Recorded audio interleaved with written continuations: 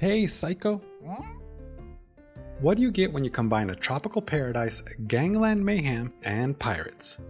You get the next game in Sega's Yakuza franchise, Pirate Yakuza in Hawaii. Let's review it, shall we? The game starts off when our hero washes ashore onto a beach of a sparsely inhabited island that happens to be near the Hawaiian Isles. Dehydrated and on death's doorstep, our hero is saved when a local boy offers him some water and help to get him back on his feet. Apparently the term stranger danger isn't known at these parks. Never talk to strangers. That's very good advice. Making things more complicated, our hero doesn't remember his name or why he was out at sea in the first place. For those of you who aren't familiar with the Yakuza series, his identity will remain a mystery for the first few hours of the game. However, if you've played the games before, it's likely you'll recognize our intrepid hero as the Mad Dog of Shimano, Goro Majima, ex-Yakuza member of the Toho clan. Now, I will admit, I didn't recognize him at all because this is the first Yakuza game I've ever played. I only learned he was important to the series by googling him later. I figured this isn't much of a spoiler because if you are a fan of the series, then you'd recognize him right away, and if you aren't, then knowing his name doesn't mean much anyway. Dodgson! Dodgson! We've got Dodgson here! See, nobody cares. With Majima stuck on the island with no memories, no money, and no idea if anyone is looking for him, he decides to do what any sane person in his predicament would do, and become a pirate. He gathers a team of island locals, commandeers a ship, and sets off in search of adventure and treasures.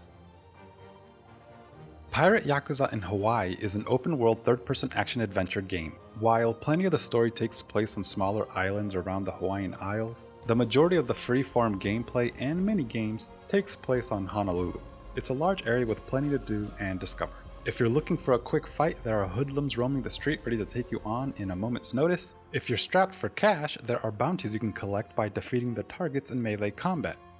And if you're just looking for friends, you can do that too. Potential crewmates are all around the island just waiting to call you captain, if you can convince them to join. Some want money, others want to test your mettle in combat, and some want to test your knack for trivia.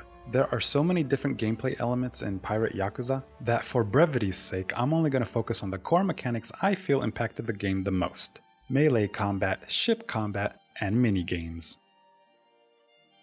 The combat in the game is a mix of good and bad. The good is that it's largely fun to kick butt. There's a small context-sensitive counterattack system that, when triggered, executes a satisfyingly dramatic counter move, and there's also a dodge button you can use to evade incoming attacks, to avoid getting trapped in corners, and even dodge bullets. There are two combat styles you can switch between, one being a street fighting style of fisticuffs and dagger, and the other a pirate-based mode full of swashbuckling sword stabbery.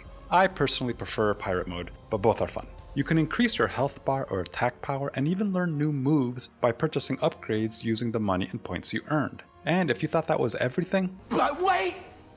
There's more! Throughout the game you're given weapons that add a new dimension to the combat. You get a gun for taking down foes long distance, and also a hook that lets you grab an opponent and lunge at them to finish them with a deadly combo. But best of all are a set of legendary treasures that you can use to deal devastating damage to all enemies in combat. There are 4 legendary weapons hidden somewhere within the world of the game. The main story only has you find 1. The other 3 are left for you to find on your own, which I think is pretty awesome. So with all this goodness, what's the bad?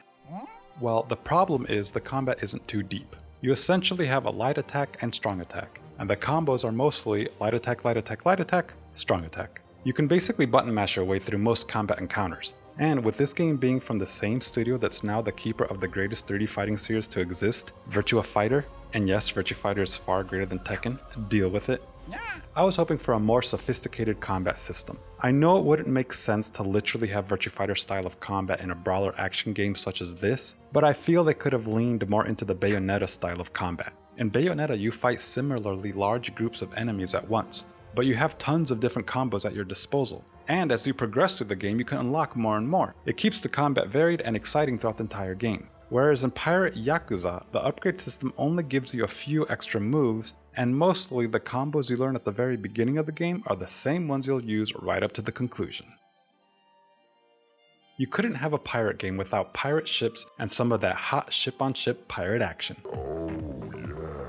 And fortunately, Pirate Yakuza delivers them both in spades. When not visiting one of the main islands of the game, you're free to explore large segments of the ocean on your ship, the Goromaru. Steering the ship feels good, it has weight, and it genuinely feels like you're sailing and not just gliding or sliding across the water. There are paths of rings that act like wind tunnels that give your ship a momentary boost of speed. Following the path lets you cover large distances of water quickly, which is nice since sailing isn't exactly the quickest form of travel. And if you happen to miss a ring or drop back to normal speed, you can use your ship's boosters to give you a temporary burst of speed to get you back on the path. While sailing around is nice, the real fun is in ship combat because the Goromaru comes ready to fight. It has cannons on both port and starboard sides, and if that wasn't enough, you get a front-facing machine gun too. It's quite fun to ride up along the side of an enemy ship and blast your cannons before they get off theirs. And there's no need to worry about aiming, at least not with the cannons, because the game's UI will highlight the cannon's target cursor when you've got a guaranteed hit. That doesn't mean combat is trivial, because if you have a lock on them, they probably have a lock on you.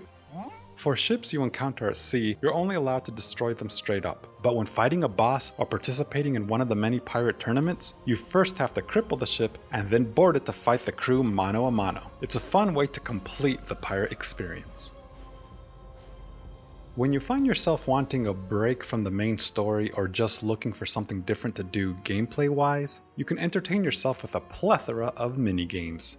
Would you say I have a plethora of piñatas? You can cook up some grub by playing a combination of games that resemble something you might see in Mario Party, or collect little trinkets and doodads from claw machines peppered throughout the world. There's even an homage to Sega's beloved Crazy Taxi franchise. Instead of picking up and dropping off passengers in a car, you're a Crazy Eats food delivery cyclist and have to pick up and deliver food to patrons scattered about the delivery zone. And if you wanted to completely take a break from the pirate mayhem, there are arcade machines that let you boot up and play full versions of some of Sega's arcade classics like Virtua Fighter 3, Space Harrier, Fighting Vipers, and more. I'm all for the Sega love.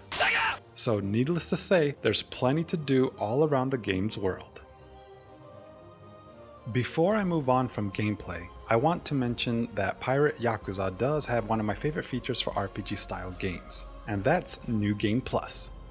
For those who don't know, New Game Plus lets you start the game over but with all the stats and items you earned in your previous playthrough. Therefore, you get to start your gaming journey with a character that's already leveled up, which means you can walk around the world kicking butt and feeling a little bit overpowered and having earned it by your own merits and not through some lame cheat code.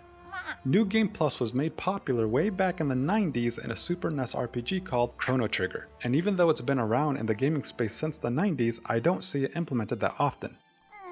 It's a great feature I wish more games used. Here's looking at you, Final Fantasy. And so it's very cool to see it in Pirate Yakuza in Hawaii. Once you're done with the main story and the credits roll, you can jump right back into the fray with all your power, weapons, and stats, and continue your piratey ascension to legendary status.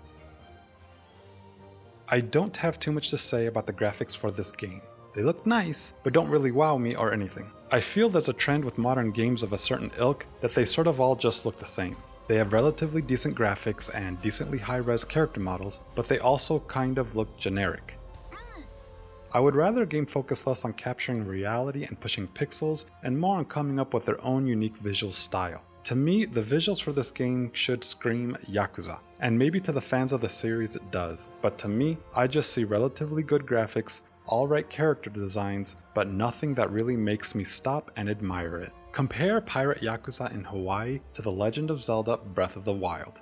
Yakuza is pushing more pixels at a higher resolution, but in my opinion, which is the correct one, Breath of the Wild is far more visually impressive and just flat out the better looking of the two. More processing power, more pixels, and bigger textures doesn't automatically mean a great looking game. It's all about the art style and visual language used to bring the world and characters to life, and in that, I feel Pirate Yakuza is okay. Again, not a bad looking game by any means, but there's not one scene I felt I needed to screenshot or capture in any way. Overall, I feel Pirate Yakuza in Hawaii is a pretty fun game. It has a good gameplay loop, and the only real negative I ran into is the sheer amount of dialogue it takes to get through the main story. Now, I'm not really a play a game for the story type of guy. In fact, I normally just skip the hell out of them. But because I'm trying to give thoughtful reviews, I do listen and suffer through all the dialogue. and Pirate Yakuza has a lot. And I don't care. The story wasn't even that bad. It was kind of interesting and fun to see all the twists and turns unravel, but holy cow.